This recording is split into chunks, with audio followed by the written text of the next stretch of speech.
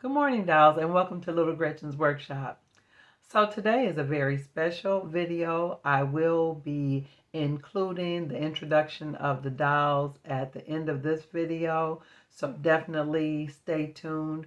But I just want to say thank you to each and every one of you. I'm just kind of reminiscing over the past year because it was this time last year that I actually got to 1,000 subscribers, and just to see how much the channel has grown up to this point, it has just been phenomenal. I'm not going to talk a lot about it because you guys know that I will get emotional, and I'm not trying to do that today on the channel, but I do want to thank you for your love, your support, the camaraderie. I appreciate, all the other channels that connect with me and we support each other. And it has just been just a wonderful journey, such a blessing to me on so many levels, because for years my journey to miniatures and my journey in miniatures was very, solitary. And it was specifically just me working on my things along with my dad. So, other than my dad, I really didn't have any house friends.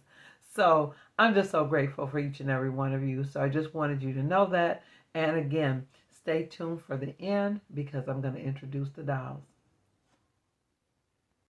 So, dolls, I decided to paint the bathtub black after all, and I liked it a lot better. Now, dolls, I realized I needed to close the bottom of the toilet and the seam from the assembly. I closed up the seam with some thick white acrylic paint, and when the paint was dry, I went on to use resin as my water. Now, dolls, if you're using resin, definitely follow all the safety directions on your packaging.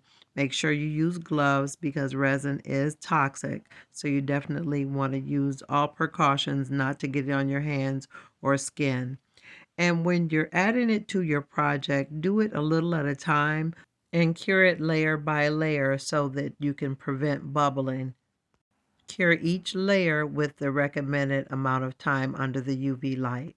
But when it was all done, I was very pleased with the outcome. I think things like this, little details like this, add a lot of realism to the project. And for this little toilet, because the plastic is so lightweight, it added a little weight, which makes it really a lot easier to arrange things when your pieces have a little weight or a little body to them. So let me show you how it all came together. Now here we are outside the dress shop. Ooh, I see a light on in the bathroom.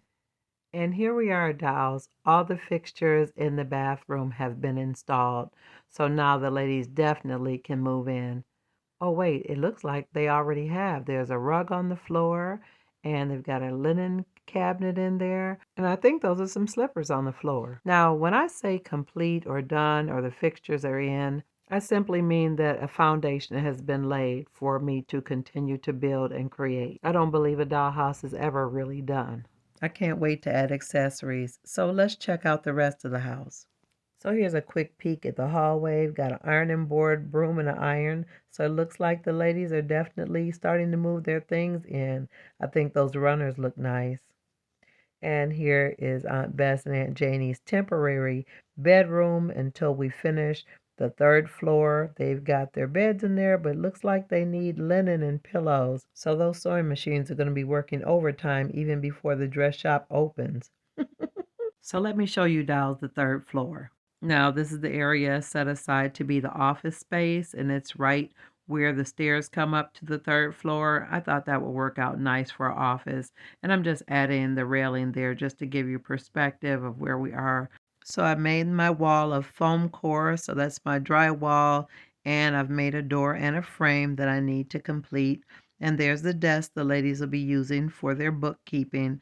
So there's quite a bit of work that needs to be done before the ladies will be able to move into this space. But it's clear to see that the men are working hard to get it together. They have made quite a bit of progress, and I noticed that they're using their new tools as well. I knew that they'd be able to put those to good use. So, dolls, I'm really tickled about the way things are working out. I really like the look and the overall feel of the house. It's always really exciting when your project begins to look like what you saw on the inside. It's starting to get dark, so let's tiptoe out of here because I think the ladies have gone to bed already. Be careful on the stairs, dolls, because there are no handrails. And here we are in the dress shop showroom. So it looks like the men have moved all of the supplies from the third floor of the rooming house into the dress shop showroom. This room is truly cluttered and definitely needs to be organized. Aunt Bess and Aunt Janie have their hands full, but I'm sure they won't have problems or any trouble getting somebody to help them get this all sorted out. As a matter of fact, I heard there were more guests coming to the rooming house, so let's find out who they are. So I'm going to start the introductions with Marguerite's father. And here he is. He's here in town to see about his little girl. He's gotten a few letters and a few phone calls, and he has traveled a long way to just come and see for himself exactly what's going on at the rooming house regarding his daughter. Now, he didn't come alone. He's accompanied by his lovely wife, Marva. This is Marguerite's mother. She's a very classy and well-dressed lady. They are pretty prominent and well known where they come from, but they are here on a special visit to meet the young man who wants to court their daughter. Now, they did not come alone. They also brought the rest of the family with them, so let me show you who they are. In addition to Marguerite's parents, Sterling and Marva, this is Marguerite's grandmother, Miss Maisie. Now, although her name is Miss Maisie, they call her Honey because she's so sweet. And she absolutely adores Marguerite. Now, these are Marguerite's siblings. This is her brother Claude and her little sister Mabel.